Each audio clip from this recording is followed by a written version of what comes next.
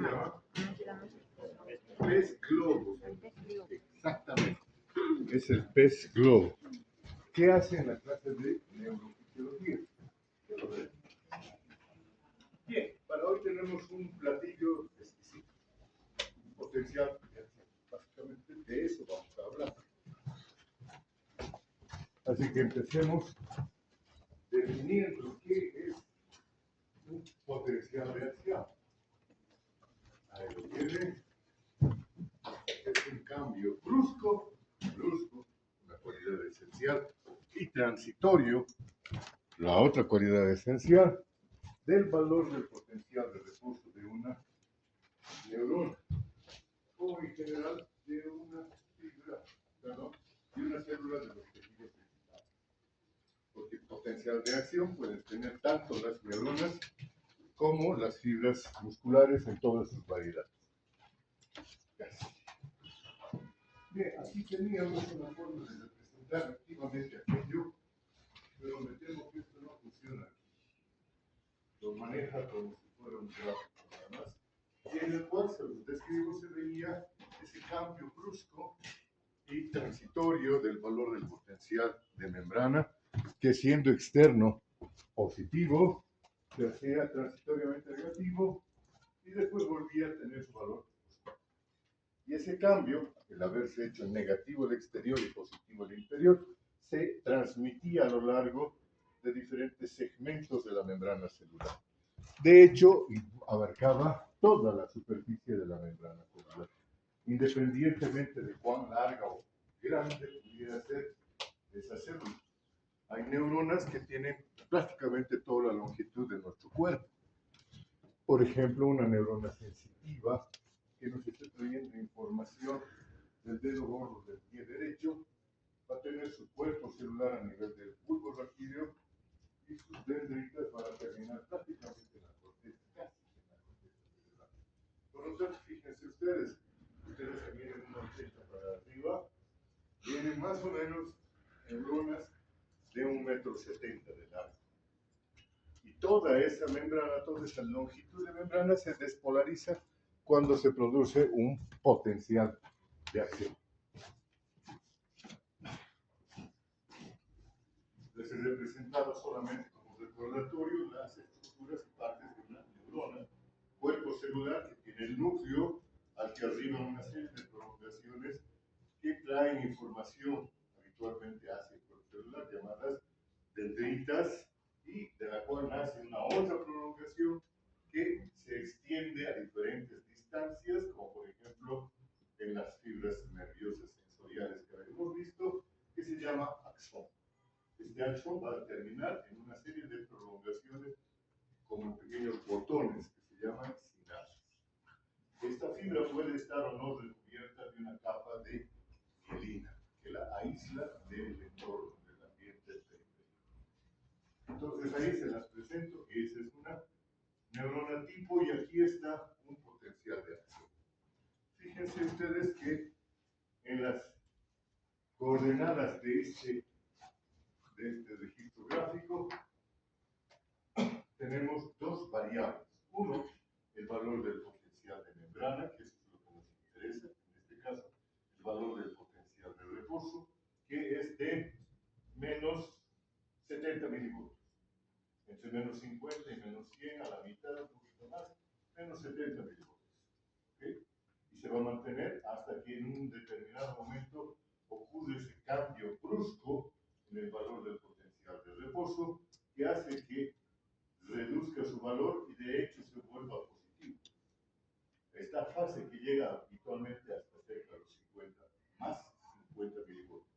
Esta fase se llama la despolarización. Ha perdido su polaridad de negativa hasta más bien positiva. ¿Ok? Seguida casi de inmediato de una siguiente fase en la cual recupera el valor de su polaridad. Entonces esta fase se llama repolarización. Fíjense ustedes que aquí hay una pequeña muesquita que es más negativa que el valor del potencial de reposo de esta neurona. Esta es una siguiente fase que se llama la fase de hiperpolarización. Y después, Dios, ¿qué le pasa a este?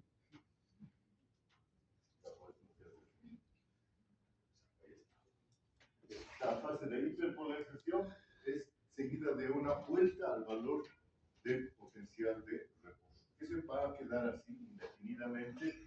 Sabemos que el potencial de reposo se mantiene indefinidamente. Entonces, ¿cuántas fases tiene un potencial de acción? En las neuronas tenemos unas fases de despolarización, repolarización e hiperpolarización. Tres fases básicamente. En otras fibras, como por ejemplo las fibras musculares estriadas, van a ver ustedes que el potencial de acción tiene más fases que esta, porque se añade una fase de meseta. Pero no nos interesa la fase de meseta del potencial de la fibra muscular, solamente nos vamos a abocar al potencial de acción de la fibra nerviosa o de la neurona. ¿Okay?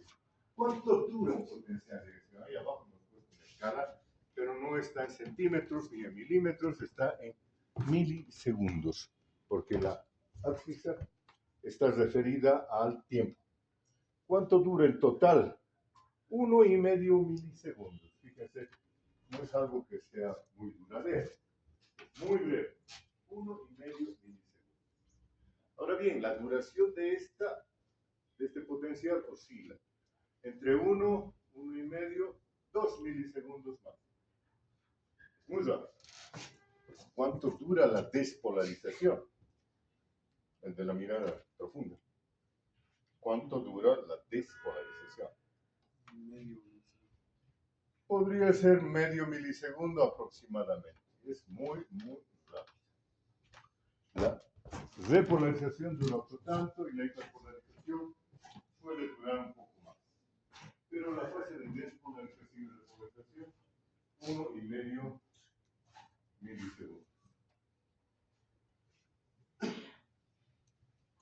La despolarización se debe a la existencia de estos elementos proteicos en la membrana celular, digámoslo sin ambajes.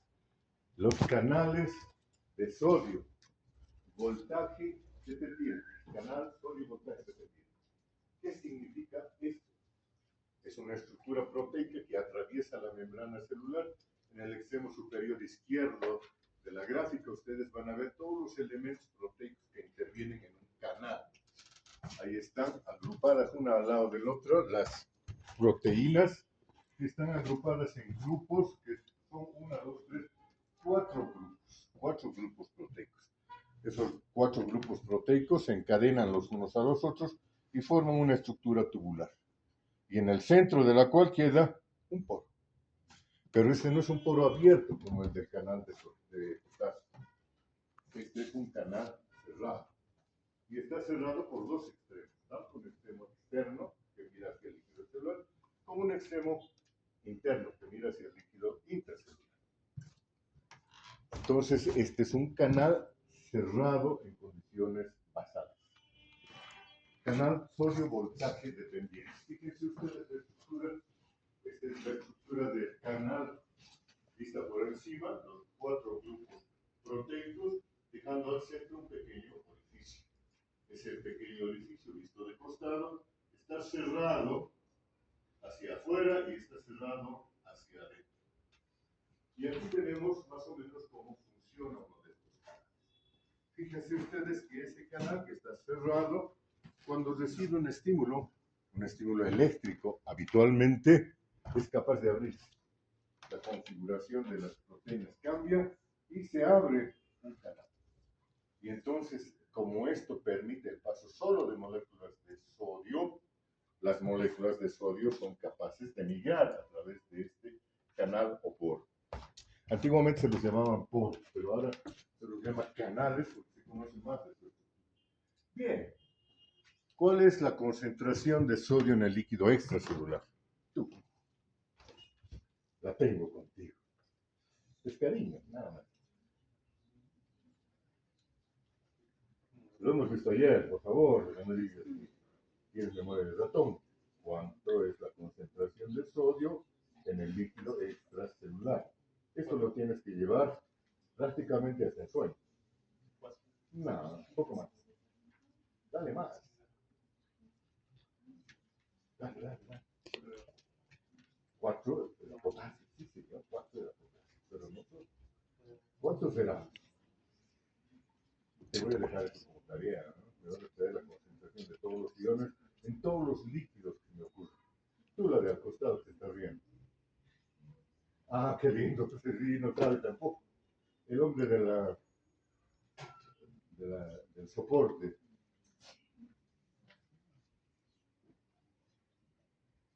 No, ya va 3. Sálvalo. No, no es 10. 142, habíamos quitado un poco arbitrariamente la concentración normal de sodio en el líquido, ¿verdad? 142.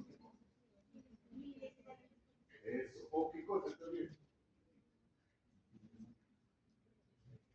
La de al lado. La de al lado. ¿Perdón? No. La de al lado. 142 afuera y 4 dentro. Adentro. Milimoles.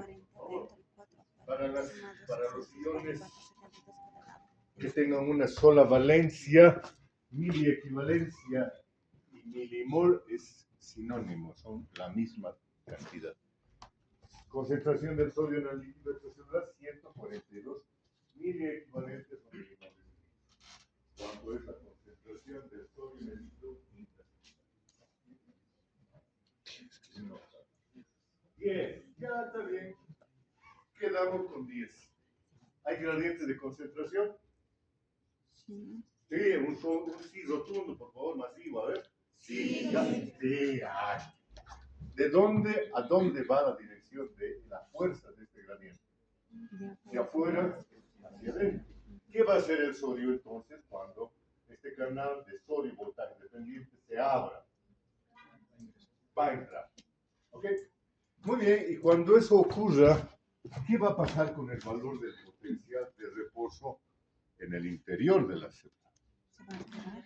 Como la carga positiva del sodio se acumula ahí adentro, pues el valor del potencial de reposo va a ir descendiendo conforme se acumule el sodio. Y bueno, va a seguir aumentando hasta Dios sabe cuándo.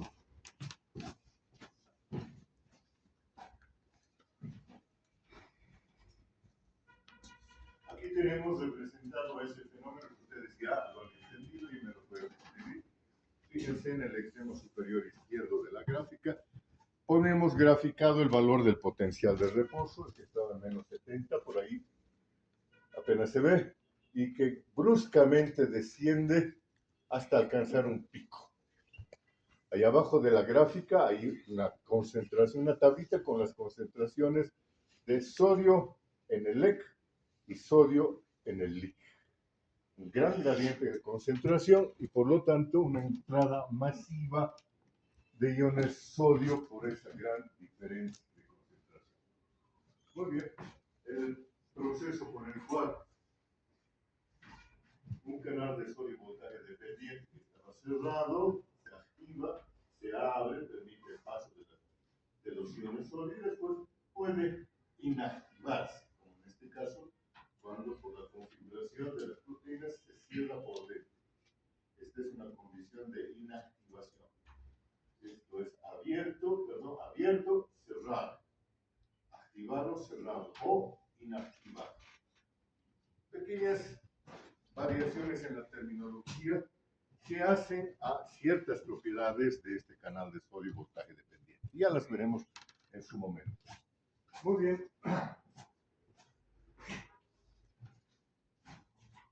Veamos, yo espero que los que han estado trabajando con la tarea que les sugerí que hicieran ayer deban contestarme muy rápidamente. ¿Me pueden calcular el valor del potencial de equilibrio iónico del sodio? Sí, puede, claro que sí, lo hemos hecho. Así que saquen una hoja de papel, pongan nombre, fecha, y ahí abajo, primera pregunta, valor del potencial de equilibrio del sodio. ¿Se mantiene aumento o disminuye? Aumenta, ¿cierto? El valor de permeabilidad entonces aumenta. Fíjense en la última columna, la permeabilidad durante la despolarización. El potasio se mantiene, no tiene por qué cambiar. El cloro se mantiene, tampoco tiene por qué cambiar, pero como se han abierto los canales voltaje dependientes para el sodio, su permeabilidad ha aumentado como 20 veces más que el potasio. De 0.04 que tenía, de golpe se ha convertido en muy permeable, 20 veces más que el potasio. Utilizando este nuevo valor de la permeabilidad durante la despolarización, calcúleme el valor del potencial de membrana en ese momento, hasta cuando se alcance el equilibrio. ¿Ok? Eso significa que están calculando uno de estos tres momentos. Ya lo vamos a ver enseguida. Entonces, valores de permeabilidad se mantienen para el cloro y el potasio, pero cambia a 20 para el sodio.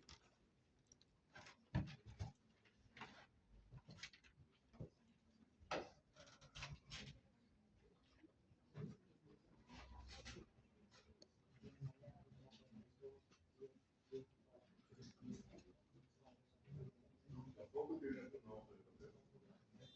No.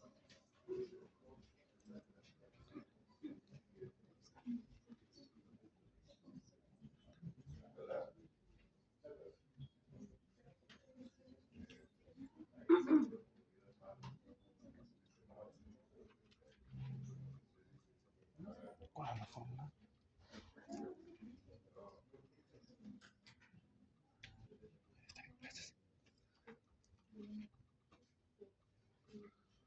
62 milivoltios. ¿Qué significa eso? ¿Qué significa el potencial de equilibrio del Sol? En términos del proceso de movimiento de iones del Sol. ¿Qué significa eso? Que cuando la membrana tenga un valor positivo en el interior y el sodio sea el único ion que se mueve a través de esa membrana, los gradientes de concentración van a ser combatidos por los gradientes eléctricos cuando la membrana tenga un valor de más 62 milivoltios. A eso lo vamos a llamar el momento 2. Como el sodio no está solo, sino en realidad es parte de una constelación de 3 iones, hemos calculado el valor del potencial de equilibrio para los 3 iones, que es lo que conocemos como valor del potencial de reposo para la neurona. Y ustedes me han calculado que es de menos 74.35. Menos 74 milivoltios. Este es el momento 2. Y lo que han calculado ahora, cuando hemos visto que aumenta la permeabilidad de la membrana para el sodio a 20 veces la del potasio, nos sale más 47.7 milivoltios. ¿Sí? ¿Estamos más o menos por ahí? ¿Le han dado eso? Tiene cara de extrañeza usted. Y ese es el momento 3. ¿Okay? En esta gráfica, ¿dónde está o dónde estaría el momento 1? ¿Forma parte de la gráfica del momento 1? No, porque no hay un cálculo del valor del potencial de equilibrio iónico del sodio, que estamos hablando del potencial de membrana. Entonces no hay un lugar para el potencial de equilibrio iónico del sodio, pero lo hemos añadido. Está marcado en algún lugar de esta gráfica. ¿Dónde está? Entonces ustedes ven 0, menos, menos, menos, 0, más, más, más. Más 62 está más arriba del 50, ¡tarán! Y hay una estrellita. Esta estrellita entonces tiene el valor 1. Es el primer momento. Este sería el valor del potencial, perdón, del punto de equilibrio iónico del sodio, que el sodio fue el único ion a ambos lados de la membrana. ¿Ok? Entonces el 1 ahí. ¿Dónde está el momento 2? Menos 74.35. ¿Dónde lo encuentro? En la línea horizontal que ustedes ven aquí extenderse indefinidamente hasta que aparece este cambio. El valor del momento 2 es decir, el valor del potencial de reposo de esta célula. ¿Estamos? Muy bien, ¿dónde está este valor? El valor del momento 3 en la gráfica. Ustedes fíjenmelo, por favor. Estará Para aquí, aquí, aquí, aquí, aquí. Ya. Ya está. ¿En dónde está el valor del momento 3? 47.7, un poquito por debajo de 50, entonces será este es el momento 3. Fíjense ustedes que estamos hablando del momento en el cual la membrana encuentra equilibrio nuevamente. ¿Sí?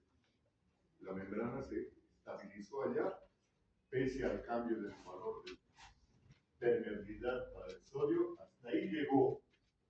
Diferente este valor de potencial de equilibrio que el valor del potencial de equilibrio iónico solamente para el sodio. ¿Por qué la diferencia? ¿Por qué hay esta diferencia entre 62 y 47?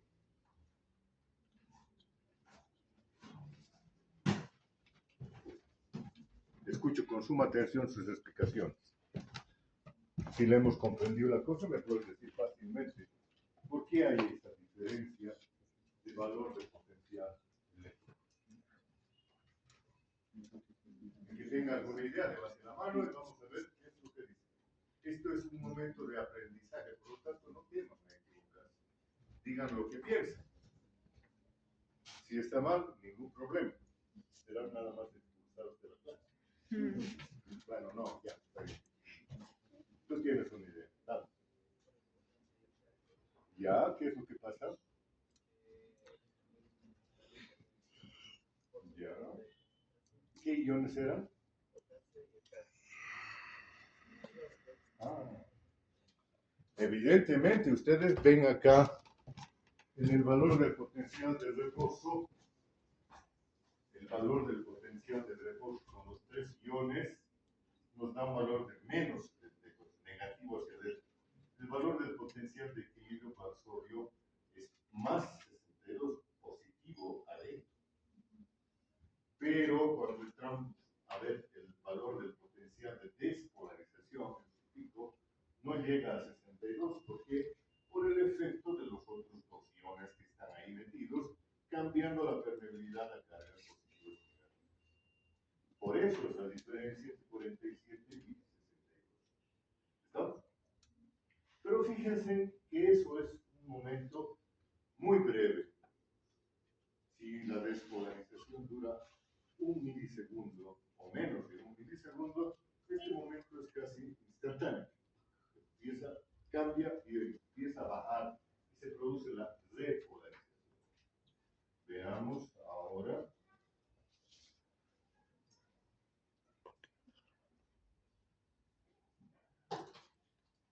la siguiente fase, la repolarización. Ahí tenemos los cambios iónicos que van a ocurrir durante la fase de repolarización y les presento a un nuevo personaje en esta historia. El canal potasio-voltaje dependiente. Canal potasio-voltaje dependiente que se encuentra cerrado permanentemente, pero cuando el valor del potencial de membrana cambia, se invierte, se hace positivo, se abre. Y eso es justo lo que ha pasado durante la despolarización. El valor del potencial de membrana es positivo y por lo tanto instantáneamente se van a abrir estos canales de potasio-voltaje dependientes. Fíjense ustedes que la permeabilidad del potasio cuando se abran estos canales va a aumentar. Y ahí en la pequeña columna que tenemos un potencial de repolarización donde la permeabilidad del potasio se ha duplicado. En vez de ser 1, se ha vuelto 2. Y del sodio ha disminuido sus valores de reposo. Permeabilidad 0.04 y la del cloro, como no tiene nada que hacer en esta historia, pues no ha cambiado. ¿Ok? Dicho sea de paso y para que no nos queden dudas, ¿por qué ha cambiado la permeabilidad del sodio a su valor inicial? ¿Por qué? ¿Por qué no se mantiene en 20? Sí, dale. Por el gradiente de concentración. No es por el gradiente de concentración, por una cualidad del canal de sodio y voltaje dependiente. El canal de sodio y voltaje dependiente estaba cerrado se ha abierto transitoriamente e inmediatamente después se va a inactivar. Ahora volvamos a este punto. Aquí, fíjense ustedes acá, estaba cerrado, aquí está abierto y aquí está inactivado. Entonces, cuando han entrado los iones sodio al interior, la configuración de la proteína ha cerrado transitoriamente el canal sodio, se ha inactivado. Y eso es lo que ha ocurrido. Entonces, todos los canales de sodio voltaje dependiente que se abrieron, se inactivaron. Y ya al estar inactivados, no permiten el paso más de iones de sodio. Este es un estado transitorio, porque después, con el tiempo, cuando se utiliza con los demás, se va a cerrar y va a quedar cerrado como en la situación inicial. Esto va a generar una siguiente propiedad de la membrana, pero solamente lo explicamos hasta ahí. ¿Ok? ¿Está claro? Entonces, canal de sodio voltaje dependiente, 3 estadios: cerrado, abierto e inactivado.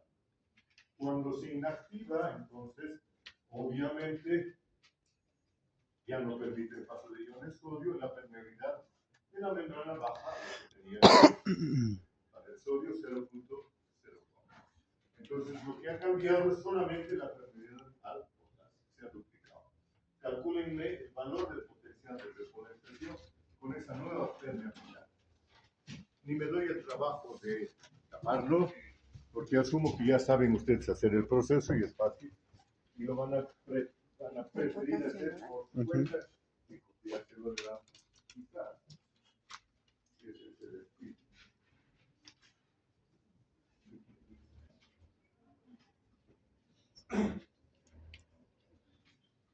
Que introduce, y por lo tanto habíamos dicho es una bomba electrógena.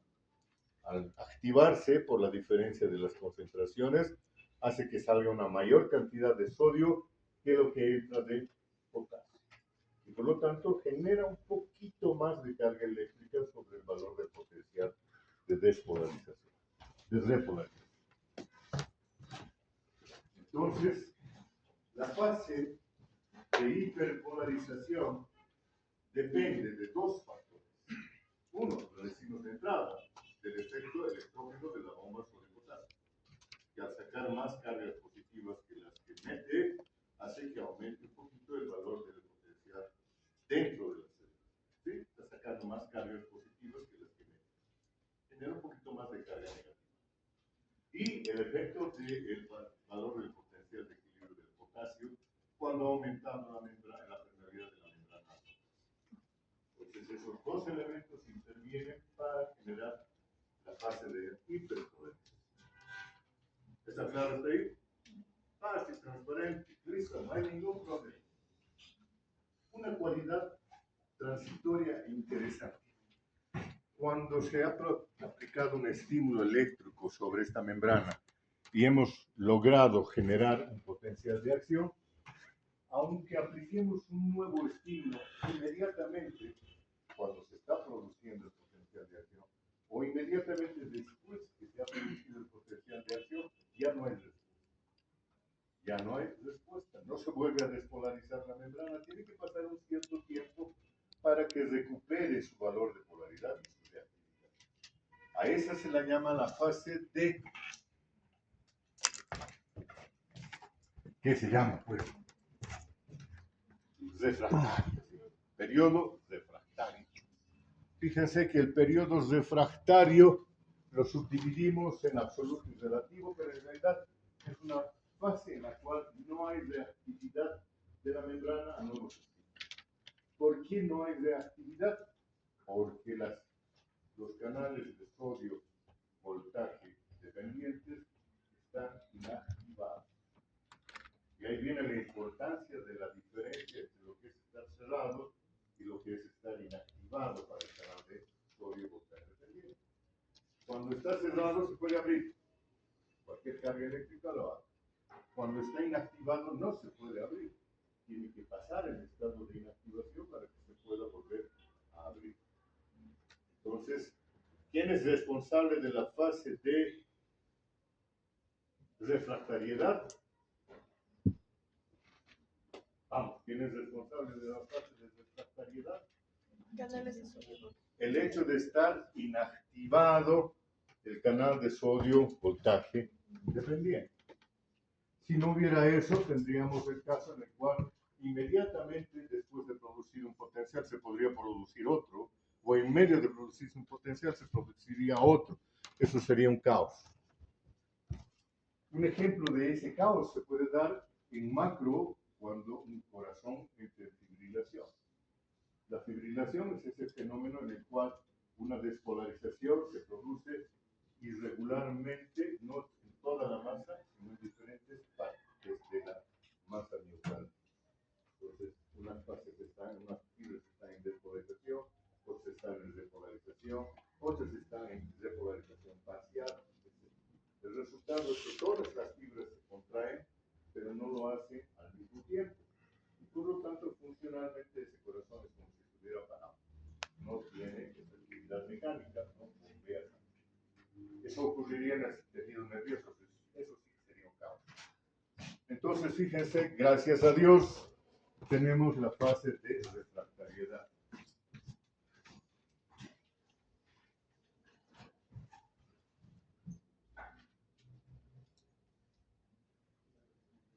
La propagación la vamos a ver mañana.